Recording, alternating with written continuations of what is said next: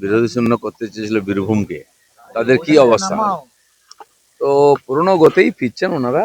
কি আছে, যে রাজনীতিটা মমতা ব্যানার্জি করতেন, আমাকে মেরেছে বলে রাস্তায় গড়াগড়ি দেওয়া, আমাকে ধমকেছে বলে বিধানসভা ভেঙে গুঁড়িয়ে দেওয়া, ঠিক একইভাবে আমাকে আঙুল দেখিয়েছে আমি রাস্তায় দাঁড়িয়ে চিৎকার করব, আমি রাস্তায় গড়াগড়ি দেবো, আমাকে এই করেছে, আমাদের না কথা শোনেনি, আমরা এই করব। মমতা ব্যানার্জি এখনো সেই মিথ্যা কথা লোককে খেপাচ্ছেন।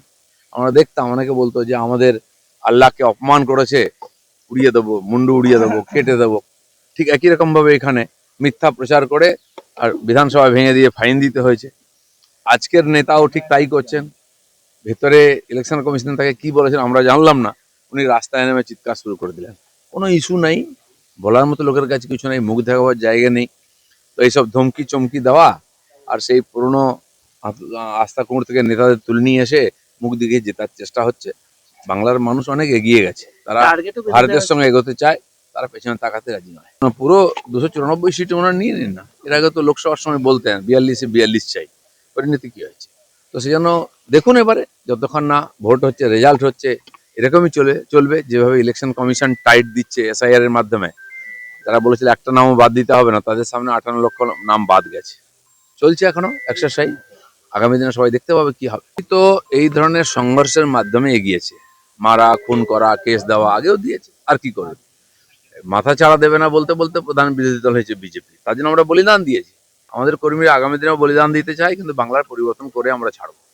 যেখানে নামের কোনো ভুল আছে, কিছু আছে, বা যারা ভোট টোট দেন না বহুদিন ধরে, সেই সব তারা যারা অনিয়মিততা দেখেছে, সেখান থেকে লোক দেখে করছে না, নাম দেখে করছে, ওরা পাঠিয়ে দিচ্ছে।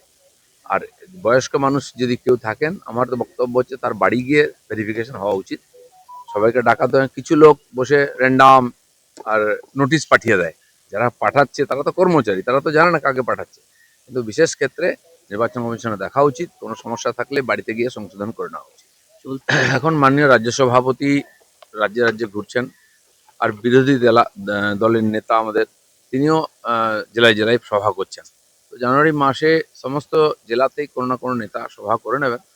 আর মাঝখানে মাঝখানে মাননীয় মোদিজি, মাননীয় অমিত শাহজি তারাও আসবেন, মাননীয় জগৎ প্রসাদ নাড্ডা আমাদের প্রেসিডেন্ট, তিনিও আসছেন। তো বিভিন্ন প্রোগ্রামে সাধারণ কর্মীদের এবং সাধারণ মানুষ পর্যন্ত পৌঁছানোর চেষ্টা এই মাসে আমরা করছি। বুঝতে পারেনি দিলীপ ঘোষ কি চায়, এখন দিলীপ ঘোষকে বুঝতে সময় লাগবে। আমি বলেছি আমরা পরিবর্তন করছি, আমরা এখানে সরকার গঠন করব, মন্ত্রী মুখ্যমন্ত্রীও হবে এবং মানুষের জীবনের পরিবর্তন করব। দিলীপ ঘোষ মন্ত্রী হতে কেন, বুথ সভাপতি হতেও আসেনি, পরিবর্তন করতে এসছে।